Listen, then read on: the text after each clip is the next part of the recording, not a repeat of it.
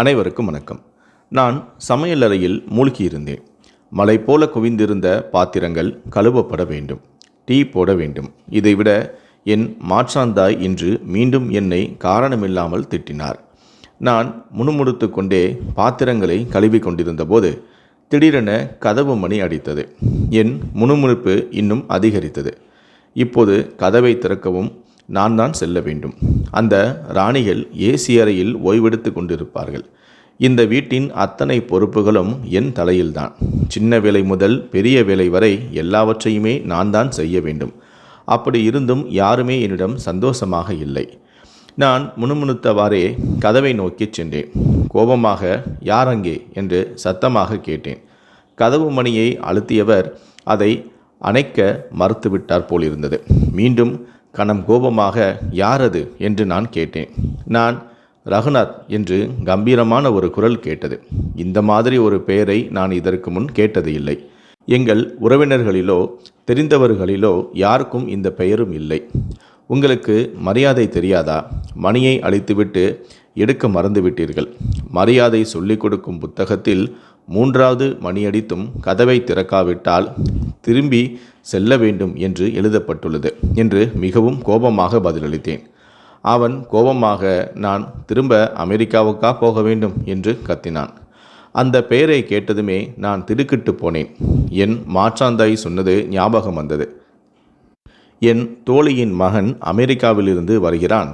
எப்போது வேண்டுமானாலும் வரலாம். அவனுக்காக வீட்டில் சிறப்பு ஏற்பாடுகள் நடக்கிறது என்று. என் மாற்றான் சகோதரிகள் தினமும் விலையுயர்ந்த அழகு நிலையங்களுக்கு சென்று முகப்பொழிவு செய்து கொள்வார்கள்.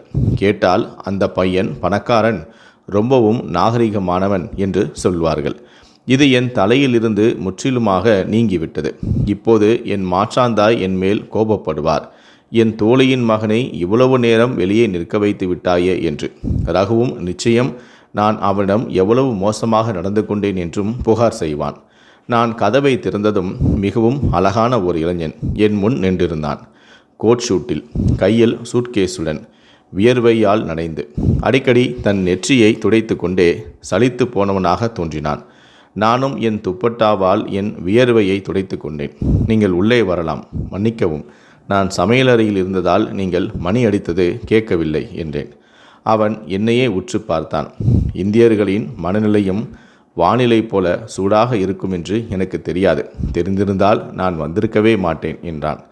நான் கவலைப்பட்டேன். ஏனென்றால் இப்போது அவன் என் மாற்றாந்தாயிடம் நிச்சயமாக புகார் செய்வான். அவர் மீண்டும் என்னை கடித்து கொள்வார் என்று. நான் இவ்வளவு வெப்பமான பகுதிக்கு ஏன் வந்தீர்கள்? அங்கே இருந்திருக்கலாமே. அமெரிக்கா போன்ற நாட்டை விட்டுவிட்டு இவ்வளவு வெப்பமான இந்தியாவுக்கு யார் வருவார்கள் என்றேன். ஏன் என் நாக்கு இப்படி பேசியது என்று தெரியவில்லை. ஒருவேளை வெப்பமும் வியர்வையும் என் மனநிலையை ரொம்பவே சூடாக்கிவிட்டன. என் பேச்சை கேட்டு அவன் என்னை முறைத்து பார்த்தான். நான் விரைவாக கண்களை திருப்பி முன்னால் நடந்தேன். அவனும் என் பின்னே வந்தான். நான் வேகமாக உள்ளே சென்று என் தாய்க்கும் சகோதரிகளுக்கும் அமெரிக்காவிலிருந்து விருந்தாளி வந்துவிட்டார் என்பதை சொல்ல நினைத்தேன். நான் அவரிடம் சொல்ல நினைத்தேன், வருவதற்கு முன் தகவலை கொடுத்திருக்கலாமே, இப்படி முகத்தை தூக்கிட்டு வந்து விட்டீர்களே என்று. ஆனால் என் வார்த்தைகளை என் பற்களால் அழுத்தி பிடித்து கொண்டு உள்ளே சென்றேன். வரவேற்பறையில் நுழைந்ததும் அவனை அங்கே அமரச் சொன்னேன். அவன் ஒரு கிளாஸ் குளிர்ந்த நீர் கிடைக்குமா? ரொம்பவும் தாகமாக இருக்கிறது என்றான். நான் மேலே அறைக்கு ஓடிக்கொண்டிருந்தேன். என் மாற்றாந்தாயிடம் விருந்தாளி வந்துவிட்டார் என்று சொல்ல சற்றென்று திரும்பினேன். உங்களுக்கு எல்லாம் கிடைக்கும், கவலைப்படாதீர்கள். இவ்வளவு கடுமையான வெப்பத்தில் இருந்து வந்திருக்கிறீர்கள். குளிர்ந்த நீர் குடித்தால் உடல்நலம் குறைவு ஏற்படும். பிறகு என் விருந்தாளியை வந்ததும் நோயாக்கிவிட்டாயே என்று நான் தான் பேச்சு வாங்க வேண்டும் என்றேன். அவன் தாகத்தால் நான் செத்துப்போனால் என்றான். என் நெற்றியில் சுருக்கங்கள் விழுந்தன. தாகத்தால் யார் செத்து போவார்கள்? நான் விரைவாக சமையலறைக்கு சென்று குளிர்ச்சியான பனி போன்ற நீரை எடுத்து வந்தேன். ஒரு கிளாஸில் ஊற்றி அவனுக்கு கொடுத்தேன். அவன் முதல் வாய் தண்ணீர் குடித்ததும் ஒருவேளை தண்ணீர் அவனுக்கு தொண்டையில் அடைத்து கொண்டது போல் இருந்தது. ஏனென்றால் அது மிகவும் குளிராக இருந்தது. அவன் கிளாஸை மீண்டும் தட்டில் வைத்தான். நான் ஆச்சரியத்துடன் அவனை பார்த்தேன். இவ்வளவு நேரம் அவன் ஒரு தொட்டியை முழுவதுமாக காலி செய்வது போல கூச்சலிட்டான். ஆனால் சில வாய் தண்ணீர் மட்டுமே குடித்துவிட்டு வைத்து விட்டான். உங்கள் விருந்தோம்பலுக்கு நன்றி. இப்போது நீங்கள் அத்தையை அழைக்கலாம் என்றான். விசித்திரமான ஒருவன். தண்ணீர் குடிக்கப் போவதில்லை என்றால் எனக்கு ஏன் சிரமம் கொடுக்க வேண்டும்? நான் ஏற்கனவே கோபமாக இருந்தேன். அவன் என் தலை முதல் கால் வரை உற்று பார்த்தான். ஒருவேளை நான் இந்த வீட்டின் வேலைக்காரி என்று நினைத்தான் போல. ஏனென்றால் என் தோற்றம் அப்படிதான் இருந்தது. காலையில் அழுக்கடைந்த சுருக்கங்கள் நிறைந்த ஆடைகள். என் தலை கூட வாரவில்லை. திடீரென என் கைகள் என் தலைமுடிக்கு சென்று என் விரல்களால் என் முடியை சரி செய்தன. அவன் என்னை கண்டு கொள்ளாதது போல விசித்திரமான கண்களால் என்னை முறைத்து பார்த்தான். நானும் அவனை முறைத்துவிட்டு மேலே அறைக்கு சென்றேன். நான் முணுமுணுக்க ஆரம்பித்தேன். இப்போது இந்த விருந்தாளிக்காக எவ்வளவு கஷ்டப்பட வேண்டும், எவ்வளவு உணவுகளை தனியாக சமைக்க வேண்டும். இதை நினைத்தாலே என் சுவாசம் அடைத்தது. நான் மேலறைக்கு சென்று கதவை தட்டினேன். கதவு திறந்ததும் என் மாற்றாந்தாய் படுக்கையில் ஒரு ராணி போல அமர்ந்து டிவி பார்த்து கொண்டிருந்தார். அவர் என்னேல் வெறுப்புடன் பார்த்தார். ஏன் வந்தாய்? என்ன வேலை? எப்போது பார்த்தாலும் என் தலையில் ஏறி உட்கார்ந்து கொள்கிறாய் என்றார். என் மனம் நான் என் அப்பாவின் வீட்டில் எங்கு வேண்டுமானாலும் வருவேன் போவேன் என்று கத்த விரும்பியது. ஆனால் நான் எப்போதும் போல அப்பாவிதான். உங்கள் விருந்தாளி வந்துவிட்டார். கீழே வரவேற்பறையில் அமர்ந்து உங்களுக்காக காத்திருக்கிறார் என்றேன். அவர் சற்றென்று அதிர்ந்து போனார். என்ன, விருந்தாளியா என்று கேட்டார். அமெரிக்காவிலிருந்து வந்தவர்தான் என்றேன். இதை கேட்டதுமே என் மாற்றாந்தாய் கரண்ட் தாக்கியது போல படுக்கையிலிருந்து எழுந்து உட்கார்ந்தார். அவர் மேல் ஒரு பள்ளி ஏறி உட்கார்ந்தது போல். ஏய் துரஷ்டசாலியே, இதை ஏன் முன்னாடியே சொல்லவில்லை? இவ்வளவு சிறப்பு விருந்தாளியை வரவேற்பையில் உட்கார வைத்து விட்டாயே என்றார். நான் அவனை தலையிலா உட்கார வைக்க முடியும் என்று நினைத்தேன். நான் நினைப்பேன், ஆனால் சொல்ல முடியாது. அவர் இப்போதுதான் வந்தார், உங்களை நினைவு கூர்ந்தார் என்று மட்டும் நான் சொன்னேன். சரி, போய் அவருக்கு ஒரு குளிர்பானம் கொடு. இவ்வளவு வெயிலில் தனியாக வந்திருப்பார். நான் கொஞ்சம் உடை மாற்றி கொண்டு வருகிறேன்.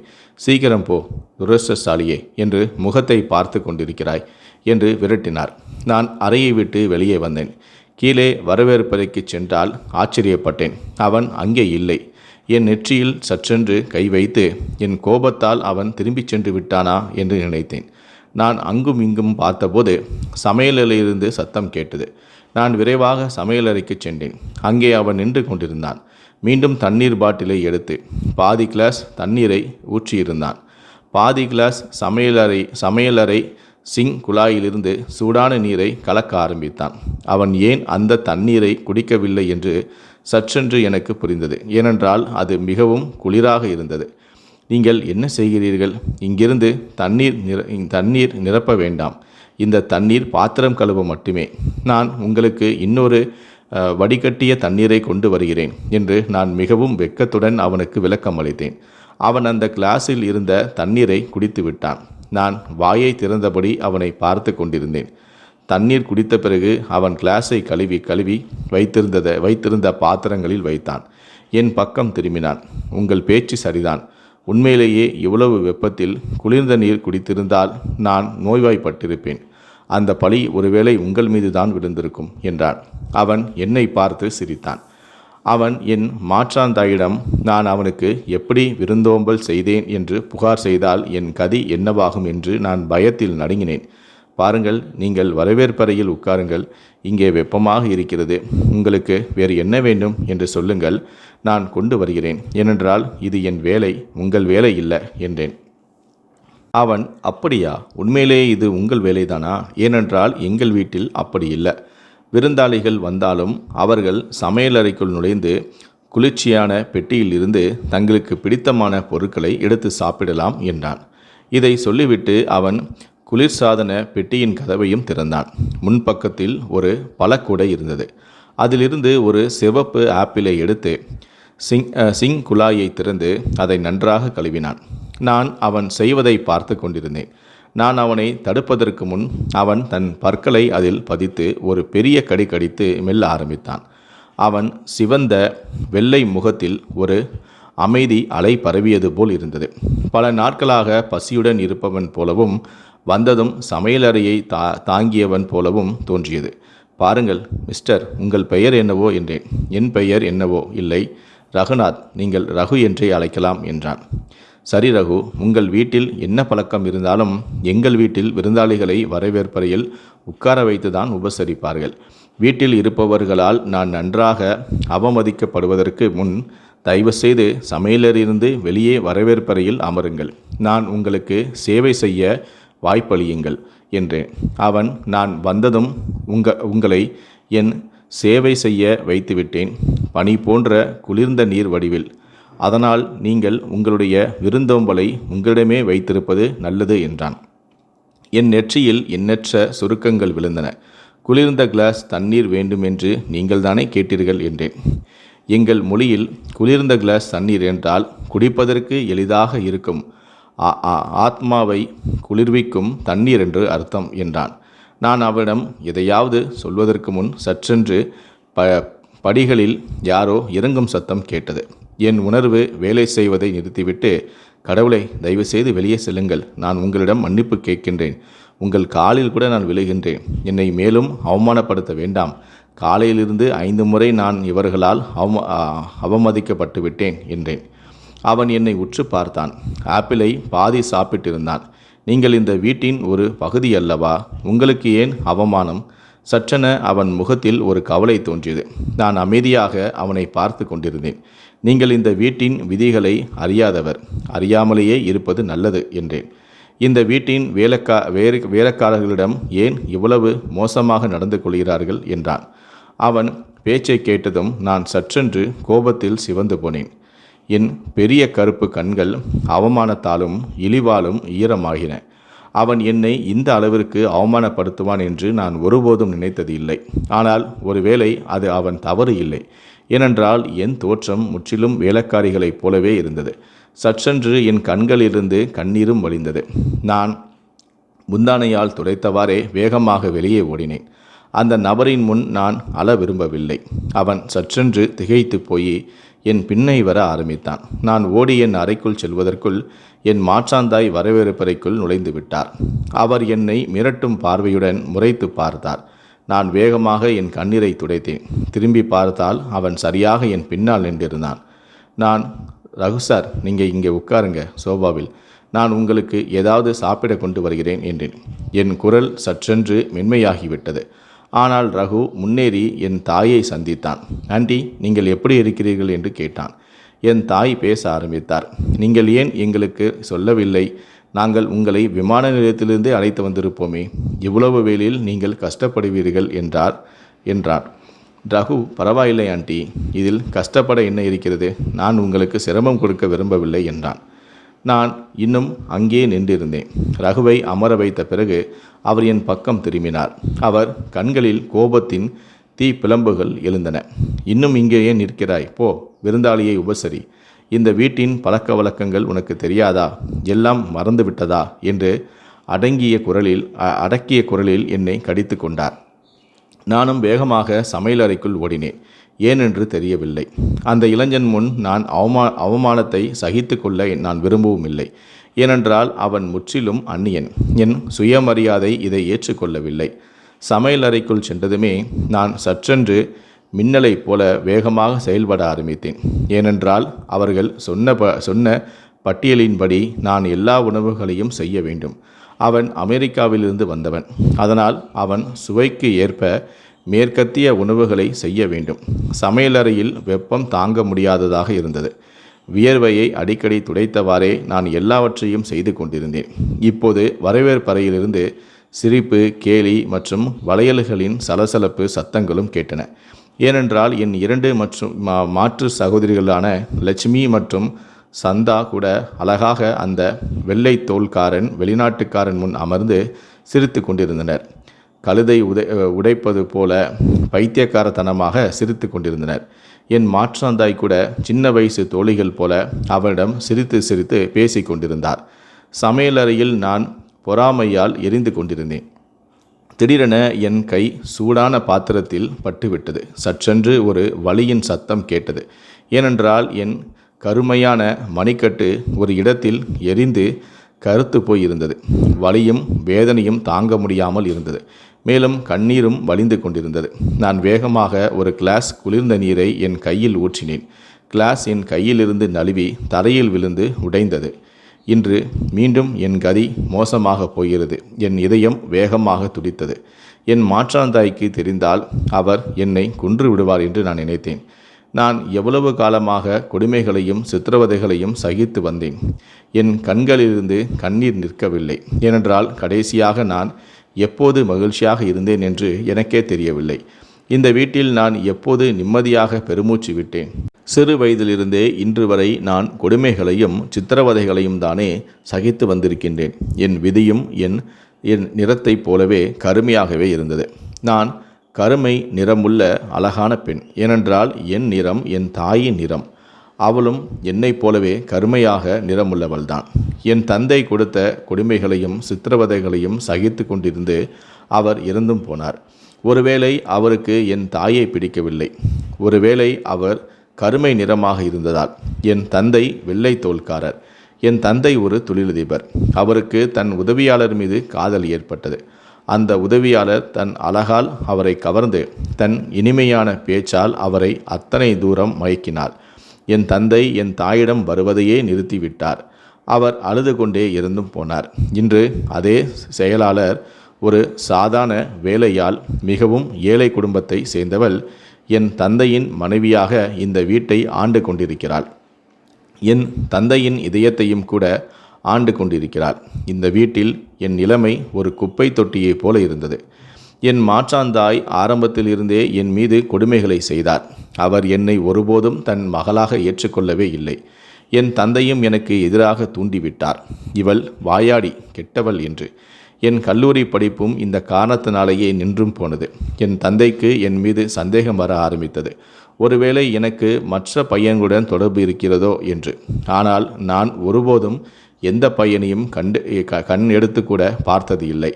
ஆனால் என் மாற்றாந்தாய் தன் 2 மகள்களும் படித்து பெரிய பெரிய வீடுகளில் திருமணம் செய்து கொள்ள வேண்டும் என்றும் நான் வீட்டில் வேலைக்காரி போல இருக்க வேண்டும் என்றும் விரும்பினர். எனக்கு சில சமயங்களில் என் தந்தையை பார்த்தால் ஆச்சரியமாக இருக்கும். அவருடைய அவ்வளவு கருமை ஆகிவிட்டதா என்று. அவர் என்னை ஒருபோதும் அன்புடன் பார்த்ததில்லை. என் தந்தை பல நாட்களாக என்னிடம் பேசுவதும் இல்லை. இப்போது நான் வீட்டின் வேலைக்காரியாகவே மாறிவிட்டேன். என் 2 சகோதரிகளுமே வீட்டிலும் வெளியிலும் எங்கும் ராஜ்யம் செய்தார்கள். அவர்கள் படிப்பில் அவ்வளவு நன்றாக இல்லை. ஆனால் நிறைய பணம் செலுத்திய பிறகு அவர்களின் மதிப்பெண்கள் ஏற்றுக்கொள்ளப்பட்டன. நான் படிப்பில் மிகவும் நன்றாக இருந்தேன். எனக்கு படிப்பின் மீதும் எழுதுவதின் மீதும் மிகவும் ஆர்வமும் இருந்தது. ஆனால் நான் 12ஆம் வகுப்புக்கு பிறகு வீட்டிலேயே அமர வைக்கப்பட்டேன். என் சகோதரிகள் பல்கலைக்கழகத்தில் படித்தார்கள். மேலும் பையன்களுடன் நட்பு கொண்டிருந்தார்கள். அவர்கள் மிகவும் தாராளமானவர்கள் மற்றும் ஊதாரிகள். ஆனால் என் தந்தைக்கு அவர்களின் செய்கை கண்ணில் படவில்லை. இது அவர்களின் ஃபேஷன் ஆகிவிட்டது. கடன் சில நாட்களாகவே எங்கள் வீட்டில் பரபரப்பு இருந்தது. என் மாற்றாந்தாய் மிகவும் உற்சாகமாக இருந்தார். என் சிறுவயது தோழியின் மகன் அமெரிக்காவிலிருந்து வருகின்றான். அவன் இந்தியாவிலேயே திருமணம் செய்து கொள்வான். ஒரு இந்திய பெண்ணை திருமணம் செய்து கொள்ள ஆசைப்படுகின்றான். ஏனென்றால் அவனுக்கு குடும்ப பாங்கான கலாச்சாரமுள்ள ஒரு பெண் வேண்டும் என்று அவர் சொல்வாள். அவன் எந்த பெண்ணையும் திருமணம் செய்து கொள்ள விரும்பவில்லை. அதனால்தான் நான் அவனை இந்தியாவுக்கு அனுப்புகிறேன் என்று சொல்லியிருந்தார். இன்று அவர்தான் எங்கள் வீட்டிற்கு விருந்தாளியாக வந்திருந்தார். அவர் வருவதற்கான ஏற்பாடுகள் 1-2 மாதங்களுக்கு முன்னரே தொடங்கிவிட்டன. என் 2 சகோதரிகளுமே அழகாகவும் நிறத்திலும் வெள்ளையாகவும் இருந்தனர். கடந்த 2 மாதங்களில் அவர்கள் அழகு நிலையங்களுக்கும் அத்தனை முறை சென்றிருந்தனர். அவர்களின் முகம் இன்னும் பிரகாசமாக இருந்தது. அவர்கள் தங்களுடைய அஸ்திரங்களை ஏவினார்கள். ரகுநாத் முன் அமர்ந்து தங்களுடைய இனிமையான பேச்சால் அவனை கவரவும் முயன்றனர். ஏனென்றால் அவர்களில் ஒருவரின் விதி பிரகாசிக்கப் போகிறது. நான் அவர்களுக்கு இணையாக செல்ல வேண்டும் என்று கூட நான் நினைக்க முடியவில்லை. நான் கூட இந்த வீட்டின் மகள்தானே. ஆனால் என் நிலைமை முற்றிலும் வேலைக்காரியைப் போலவே இருந்தது. என் அதிர்ஷ்டம் எவ்வளவு பெரிதாக இருக்கப் போவதில்லை.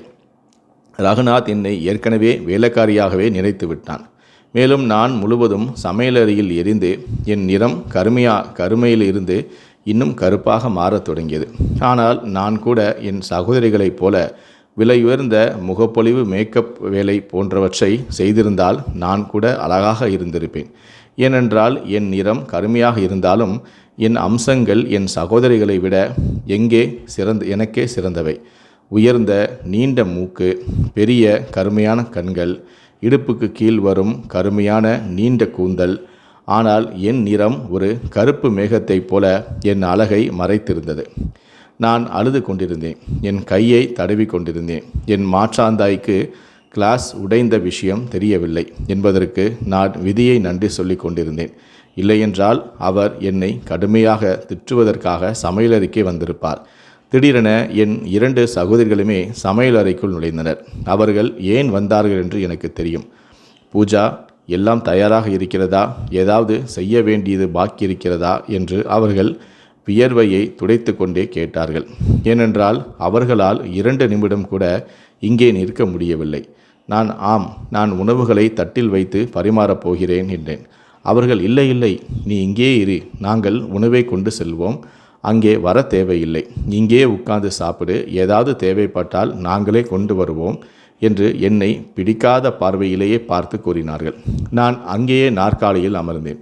ஏனென்றால் அவர்கள் எல்லா புகழையும் தாங்களே எடுத்துக்கொள்ள போகிறார்கள் என்று எனக்கு தெரியும்.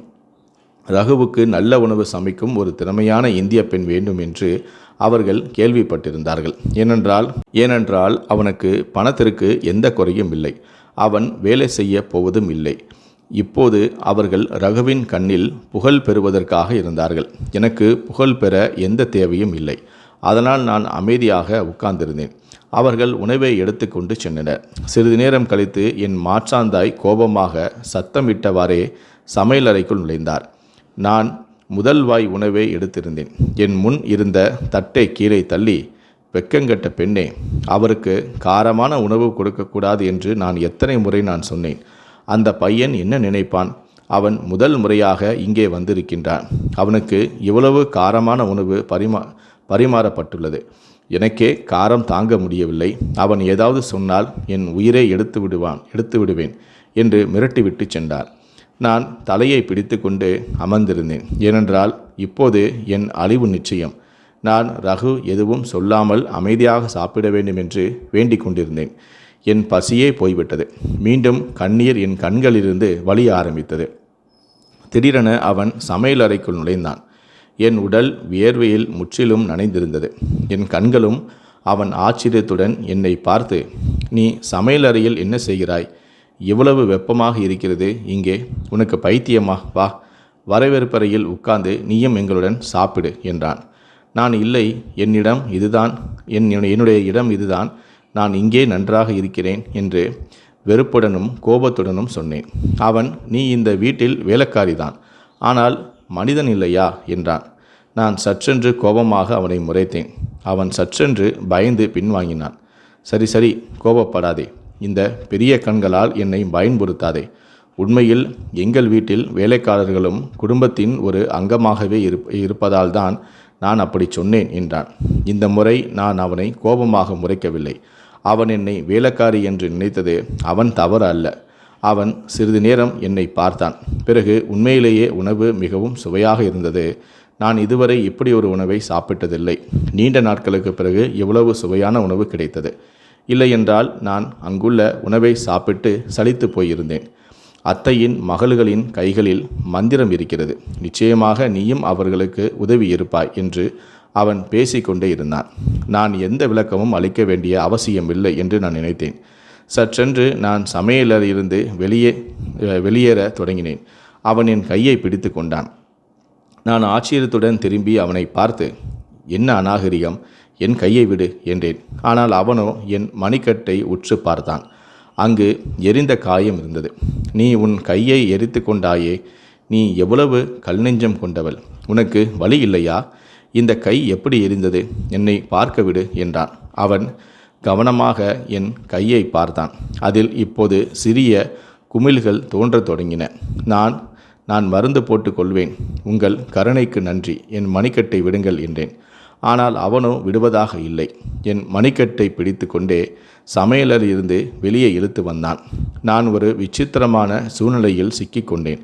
என் தாயும் சகோதரிகளும் பார்த்தால் என் உயிரை எடுத்து விடுவார்கள். ஏற்கனவே என் வாழ்க்கை இந்த இந்த அளவுக்கு கடினமாக இருந்தது. அவன் என்னை வரவேற்பறைக்கு அழைத்து வந்து சோபாவில் அமர வைத்தான். இதை பார்த்து என் தாயின் மற்றும் சகோதரிகளின் முகங்களும் வியப்பில் பரவியது. என் தாய், ரகு, மகனே, நீ இவளை இங்கே ஏன் அழைத்து வந்தாய் என்றார். ரகுவோ, வேறு எங்கே கொண்டு செல்வது ஆண்டி, பாருங்கள், இவள் மணிக்கட்டு எரிந்து விட்டது. நான் பேண்டேஜ் போடுகிறேன். லட்சுமி, நீ என் அறைக்கு சென்று என் முதலுதவி பெட்டியை எடுத்து வா என்று லட்சுமியிடம் சொன்னான். லட்சுமி தன் தாயின் முகத்தை பார்த்தாள். நானும் எல்லோரையும் பார்த்தேன். ரகு என் காயத்தை உற்று பார்த்தான். மேல் தோல்தான் எரிந்துள்ளது. நான் பேண்டேஜ் போட்டு விடுகிறேன். எரிச்சல் சரியாகிவிடும். சரி, இப்போது அழுவதை நிறுத்து. ரொம்ப வலிக்கிறதா என்று என் கண்களை பார்த்து சொன்னான். இந்த கண்ணீர் ஏன் வருகிறது என்று நான் அவனுக்கு என்ன சொல்வது? ஏனென்றால் இன்று வரை யாரும் என் மீது இவ்வளவு அக்கறை காட்டியது இல்லை. எனக்கு பெரிய காயம் ஏற்பட்டாலும் என் சொந்த தந்தை கூட என்னை கேட்க மாட்டார். இதுவே அந்நியன். என் அழுகை இப்போது வேகம் எடுத்தது. லட்சுமி விரும்பாமல் முதலுதவி பெட்டியை எடுத்து வந்தாள். அவன் முதலில் என் காயத்தில் மருந்து தடவினான். பிறகு அதன் மேல் கட்டும் கட்டினான். அவன் ஒரு திறமையான மருத்துவர் போல எனக்கு கட்டினான். அவன் கண்களில் மிகுந்த கவலையும் இருந்தது. என் தாய்க்கு என்னை வெளியே தூக்கி எறிய வேண்டும் போல இருந்தது. ஏனென்றால் ரகுவின் கண்களில் என் மீது ஒரு அனுதாபத்தை கண்டார். மேலும் அவர் என்னை உண்ணும் பார்வையுடன் முறைத்தும் பார்த்தார். நானோ வேகமாக என் கையை விடுவித்து கொண்டு என் அறைக்குள் ஓடினேன். காலையில் வெளியே வரக்கூடாது என்பது என் நோக்கம். ஏனென்றால் முன்னரே வெளியே வந்தால் என் தாயின் கோபம் என் மீதுதான் இறங்கும். ரகு எங்கள் வீட்டிற்கு வந்து 3-4 நாட்கள் ஆகிவிட்டன. அவன் இது தன் சொந்த வீடு போல அத்தனை தூரம் பழகிவிட்டான். நான் பெரும்பாலும் சமையலறையிலேயே இருப்பேன். சமையலறை வேலைக்காரியிலிருந்து ஓய்வு கிடைத்தால் சிறிது நேரம் மாடிக்கு சென்று பறவைகளுடன் பேசுவேன்.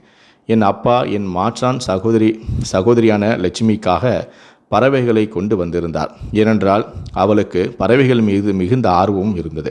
எனக்கு பறவைகளை வளர்ப்பதில் மிகவும் விருப்பம் இருந்தது. ஆனால் என் விருப்பங்களை நிறைவேற்ற யாரும் இல்லை. அதனால்தான் நான் லட்சுமியின் பறவைகளுடன் சிறிது நேரம் என் இன்ப துன்பங்களை பகிர்ந்து கொள்வேன். இதனால் என் மனமும் லேசாகும். திடீரென மாடி படிக்கடில் யாரோ ஏறும் சத்தம் கேட்டது. நிச்சயமாக என் மாற்றாந்தாயாக இருக்கும். ஏனென்றால் ஒரு விஷயத்தில் என்னை திட்ட வந்திருப்பாள். ஆனால் அது ரகு. அவன் என் அருகில் வந்து, உன் காயம் இப்போது எப்படி இருக்கிறது என்று கேட்டான். நானோ முன்பு போலவே இருக்கிறது என்றேன். அவன், நீ ஏன் இவ்வளவு அமைதியாக இருக்கிறாய் என்றான். நான் யாரிடம் பேசுவது என்றேன். அவன், என்னிடம் பேசு, உன் விருப்பங்கள் என்ன, நீ இந்த வீட்டில் எப்போதிலிருந்து இருக்கிறாய் என்று கேட்டான். நான் சிறுவயதிலிருந்தே இருக்கிறேன் என்றேன். அவன் என் பேச்சை கேட்டு ஆச்சரியமடைந்தான். என்ன, நீ ஆரம்பத்திலிருந்தே இந்த வீட்டில் வேலை செய்கிறாயா என்றான். நான், இல்லை, சிறுவயதில் நான் மிகவும் அன்புக்குரியவள். என் தாய் என்னை ராணிகளைப் போல வைத்திருந்தார். துக்கம் என்றால் என்னவென்றே எனக்கு தெரியவில்லை. ஆனால் அவர் இறந்த பிறகு வாழ்க்கை என் மீது ஒரு மாற்றாந்தாயைப் போல நடந்து கொள்ள ஆரம்பித்தது. எல்லாம் மோசமான உறவுகளின் உண்மையும் என் முன் வெளிப்பட்டன என்று நான் எந்த தாளத்தில் பேசிக்கொண்டிருந்தேன் என்று எனக்கே தெரியவில்லை. அவன் என் முகத்தை உற்று பார்த்து கொண்டிருந்தான். உன் தாயும் இந்த வீட்டில்தான் வேலை செய்தாரா என்று கேட்டான். நான், இல்லை, அவர் இந்த வீட்டின் எஜமானி, என் அப்பாவின் முதல் மனைவி, நான் அவர்களின் மகள்தான் என்றேன். அவன் என் தலையில் கொம்புகள் முளைத்திருப்பது போல என்னை பார்த்தான். நான் எழுந்தேன். அவன் முன் வந்தேன். நான் சந்தோஷ் மல்ஹோத்ராவின் முதல் மகள் பூஜா மல்ஹோத்ரா என்றேன். இதை சொல்லிவிட்டு நான் அங்கே நிற்கவில்லை. வேகமாக மாடி படிக்கட்டில் கீழே இறங்கி வந்தேன். என் பேச்சை கேட்டு அவன் முகத்தின் நிறம் ஏன் மாறியது என்று எனக்கு தெரியவில்லை. இரவில் நான் சமையலறையில் உணவு சமைத்து பரிமாற ஆரம்பித்தேன். லட்சுமி மற்றும் சந்தா என்னுடன் உணவை பரிமாறி கொண்டிருந்தனர். ரகுவுக்கு என் சமையல் மிகவும் பிடித்திருந்ததால் இந்த உணவையும் அவர்கள்தான் சமைத்தார்கள் என்று அவனிடம் காட்டினர். அவன் உணவு மேஜையில் அமர்ந்து என்னையே திரும்பி திரும்பி பார்த்தான். ஆழ்ந்த யோசனையில் இருந்தான். அப்பா கூட அந்த நேரத்தில் வீட்டில்தான் இருந்தார். ரகுவிடம் சிரித்து பேசி கொண்டிருந்தார். திடீரென நான் உணவை பரிமாறிவிட்டு கிளம்ப தொடங்கிய போது ரகு என் பின்னால் இருந்து அழைத்தான். பூஜா, வா, எங்களுடன் உட்கார்ந்து நீயும் சாப்பிடு, நீயும் இந்த வீட்டின் மகள்தானே என்றான். ரகுவின் இந்த வார்த்தைகளை கேட்டு எல்லோரும் பாம்பு தீண்டியது போல அதிர்ச்சி அடைந்தனர். நான் அங்கேயே உறைந்து போனேன்.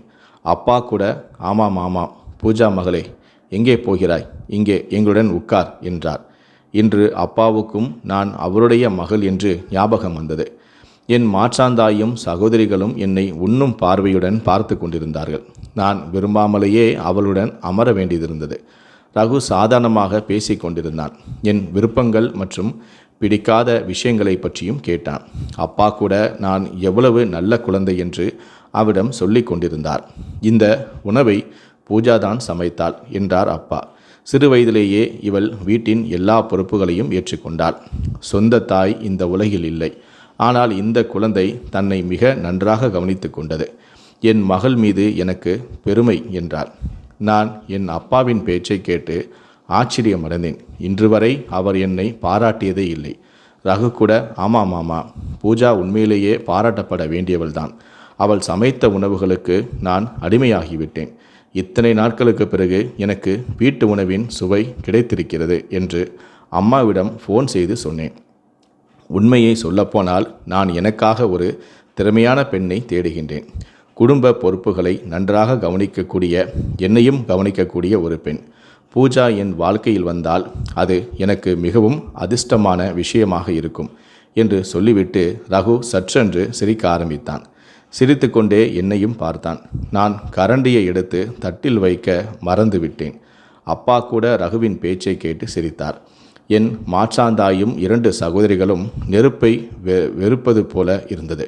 கடந்த 2-3 நாட்களாகவே அவர்கள் ரகுவின் பின்னால் சுற்றி கொண்டிருந்தார்கள். அவனுடன் ஹோட்டல்களில் சாப்பிட்டும் கொண்டிருந்தார்கள். சற்றென்று என் மாற்றாந்தாய் நிலைமையை சமாளிக்க முயன்று, ஆமாம் ரகு, எங்கள் வீட்டு பெண்கள் மிகவும் நல்லவர்கள். நீ லட்சுமி மற்றும் சந்தாவை பார்.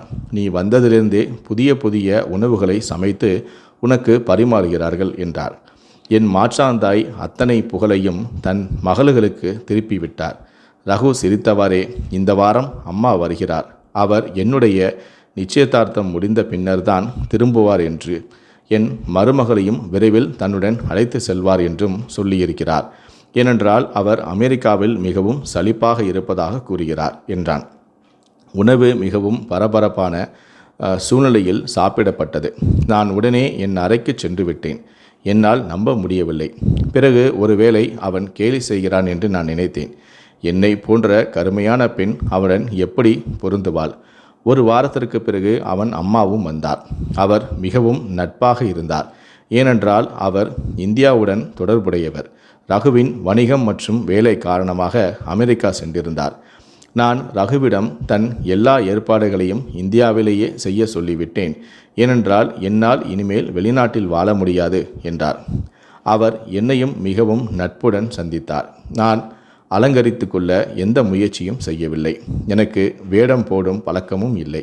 என் மாற்றாந்தாயும் சகோதரிகளும் தங்களுடைய மகள்களின் ஒருவருடன் ரகுவின் உறவை எப்படியாவது பெற அனைத்து முயற்சிகளையும் செய்து கொண்டிருந்தனர். ஆனால் ரகுவின் அம்மாவோ சொன்னதை கேட்டு எல்லோரும் அதிர்ச்சியடைந்தனர். அவரோ, என்னை பொறுத்தவரை 3 குழந்தைகளுமே சமமானவர்கள். 3 பேருமே மிகவும் அன்பான நல்ல குழந்தைகள். ஆனால் எனக்கு ஒரே ஒரு மகன்தான்.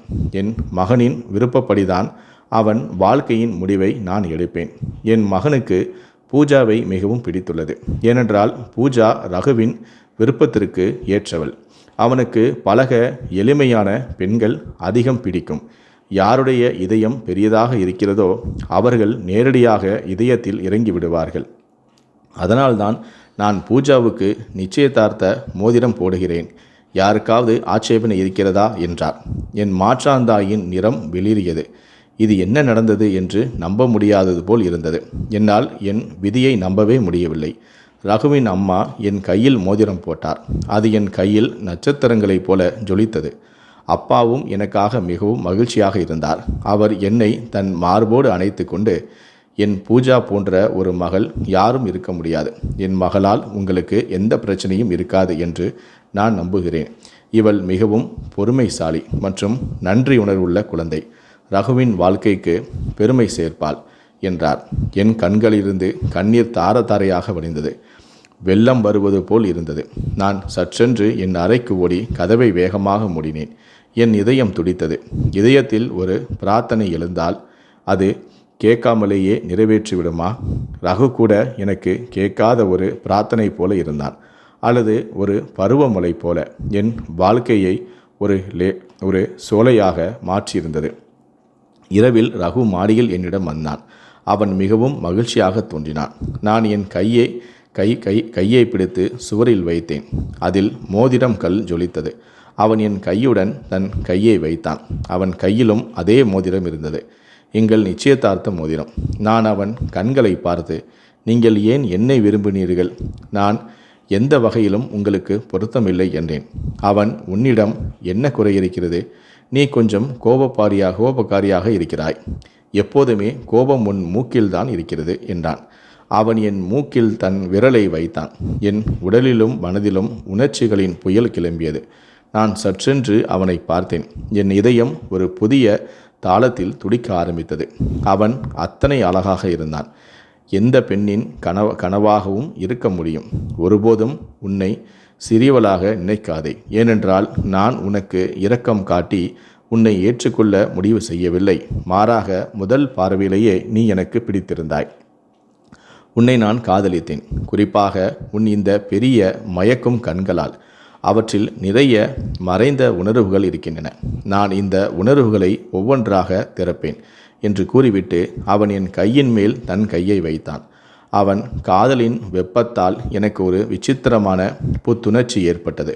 இந்த புத்துணர்ச்சி எனக்கு மிகவும் பிடித்தும் இருந்தது. ஏனென்றால் இப்போது வாழ்க்கை அழகாக இருந்தது ரகுவுடன்.